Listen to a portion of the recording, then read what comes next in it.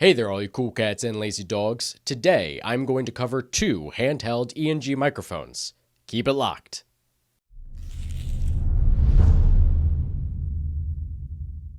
The Electro-Voice RE50 NDL and the Sennheiser MD46 are leaders within the journalism field, capable of producing results in some of the most challenging interview scenarios. That being said, they are very different microphones. The older Electro-Voice RE50 has proven itself over the decades and is commonly seen in on-camera news reporting. The Sennheiser MD46 was designed for reporting in extremely loud environments and was introduced at the 2000 Olympic Games for NBC. The omnidirectional pattern of the RE50 provides a 360-degree pickup. In the hands of non-audio focused talent, this pattern is extremely forgiving when off-axis, and can even be held between the interviewer and interviewee with little loss in quality. By virtue of the pattern, background noise is drastically reduced according to its distance from the capsule, while still providing enough ambience for the context of the interview or commentary. Although, in a particularly loud situation, this can be a distracting setback from the dialogue. The MD46, on the other hand, features a cardioid pickup pattern, which has no rear lobe and significantly drops intensity off-axis. This provides a very clean pickup in front of the microphone capsule, while still cutting out much of the distracting ambience. The frequency of the RE50 is 80 Hz to 13 kHz, which focuses on the midsection of the human voice, cutting out most unwanted background rumble and noise. The MD46, on the other hand, ranges from 40 Hz to 18 kHz, which will pick up more ambient low rumble and high pitches. Due to these differences in the frequency pickups, the Sennheiser MD46 will have a more natural sound, while the Electro-Voice RE50 NDL will have more of that traditional broadcaster sound. Personally, I do like the more natural sound of the Sennheiser MD46 better, but each microphone does have its place. The RE50 exhibits very minimal but still present handling noise, while the MD46 is very susceptible to handling noise.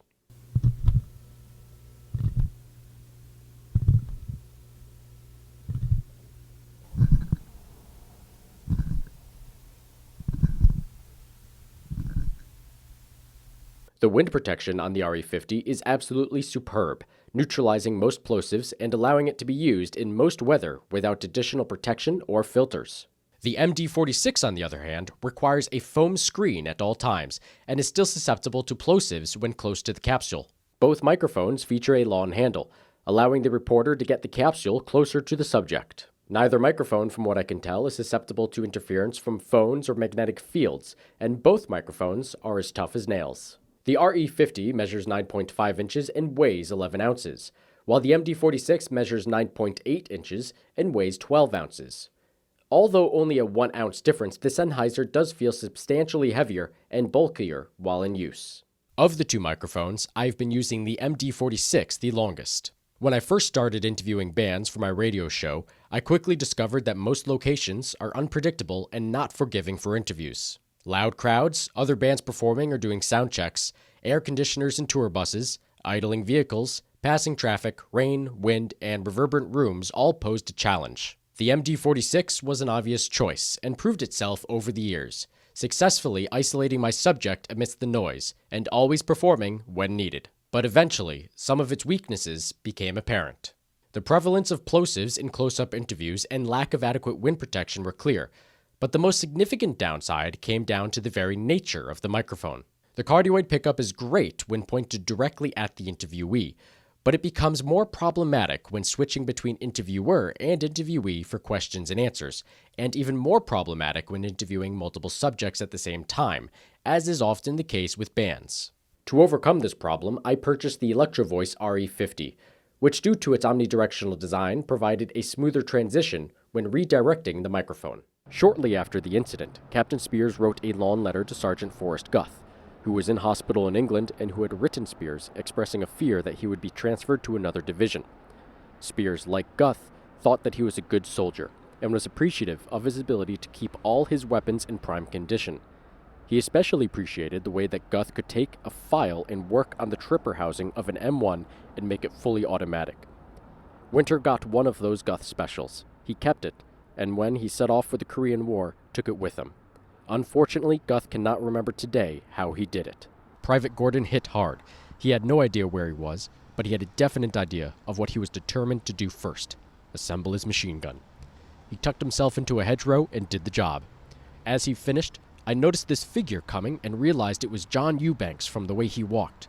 Shortly thereafter, Forrest Guth joined them. Another figure loomed in the dark. "Challenge him," Gordon said to Eubanks. Before Eubanks could do so, the man called out, "Flash!" Eubanks forgot the countersign, Thunder, and forgot that the clicker was an alternative identification option and instead said, "Lightning." The man lobbed a grenade in on the E Company men. They scattered. It went off. Fortunately, no one was hurt. The soldier disappeared, which was probably good for the group, as he was clearly much too nervous to trust. Today, Richard the Lionheart is one of the most widely remembered figures of the Middle Ages, recalled as England's great warrior king. But who was Richard? This is a vexed question because even in his own lifetime he became something of a legend. Richard certainly was aware of the extraordinary power of reputation and actively sought to promote a cult of personality, encouraging comparisons with the great figures of the mythic past such as Roland, Scourge of the Iberian Moors, and King Arthur. Richard even set out on crusade with a sword named Excalibur, although admittedly he later sold it to pay for additional ships. By the mid-13th century, stories of his epic feats abounded. One author tried to account for Richard's famous appellation by explaining that he had once been forced to fight a lion with his bare hands, having reached down the breast's throat and ripped out its still beating heart. Richard supposedly ate the blood-dripping organ with gusto. In 1676, the opportunity came. First, the Third Anglo-Dutch War had secured New York for the English, stabilizing the uncertain status of Albany and bringing forth a new English governor by the name of Edmund Andros, who sought closer ties with the Five Nations. More importantly, Andros's first step towards this goal was to provide the Iroquois with a steady supply of firearms. Second, the Susquehanna conflict came to a sudden end not by the hand of the Iroquois, but when a number of English traders launched a surprise attack on their one-time allies and scattered them. Third, King Philip's War, a native rebellion that started in New England in 1675 and raged throughout these northern colonies for the next 3 years, also created another opportunity. At Andros's request, Mohawk war parties aided the New England colonists by attacking Phillips's forces. This move was to pay dividends when the treaty that ended the war also included a lasting peace treaty between the Iroquois and the New England allied Mohican. At the same time, the Abenaki, who had also proved a threat to the eastern boundaries of the Confederacy, became embroiled in a conflict with the New England colonies, which removed yet another potential enemy. The energy for Italy, of Italian people! Woo! Yeah! Italy, Italy, Italy, Italy, Italy, Italy, Italy. You can go to another places, you can travel, you can do something that in a country or then a place can do the best. You can do the best in your life. I met someone from Nepal, and I think it's my dream to go to Nepal, so it was amazing.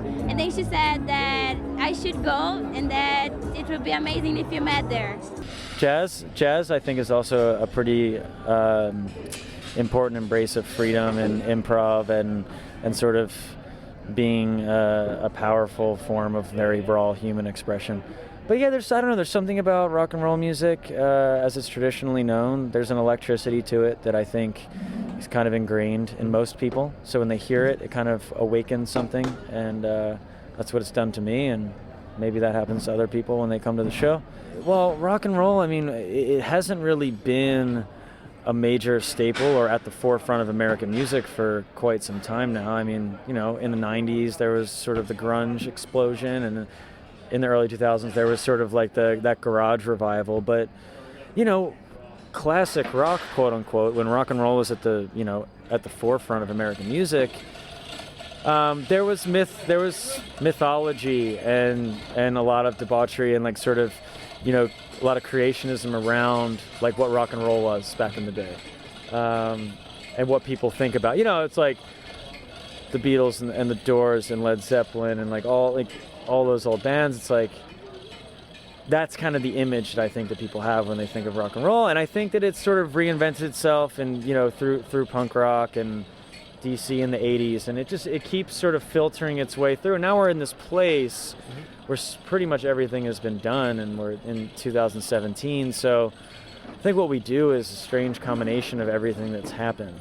For some reason, I don't know when Nashville became the bachelorette capital of the world, but great players down there as well. The best bands you've ever heard, and a lot of bachelor parties, bachelorette parties everywhere.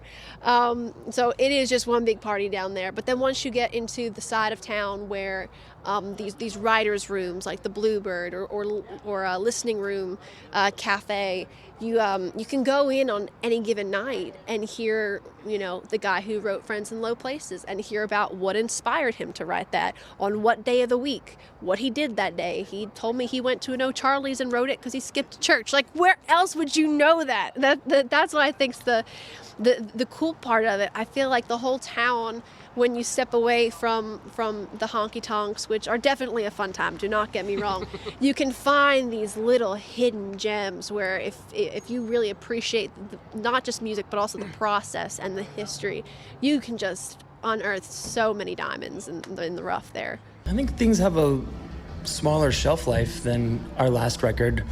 I don't think people can pay attention to all of the things that are out there and give them, the proper amount of attention. Like, I think I'm even guilty of that. Hearing an album, liking it, and then kind of moving on because I've either heard something else or I don't know. Like, we were talking about it yesterday with our record. Our record's been out. It came out in February, and we were like, is it already over for our record? How long do people pay attention to records? I mean, it's an interesting thing. Because you want to have a longevity and have let it all have its fair shot and go on tour and do all this stuff, but things move so fast, you just don't know if it's gonna get the proper attention or if people even really care, or if there's just too much stuff out there to really pay attention to. For this tour, we went and listened back to songs that the songs that we did from the first tour to see how we played them, to relearn them, and we were like, oh my God.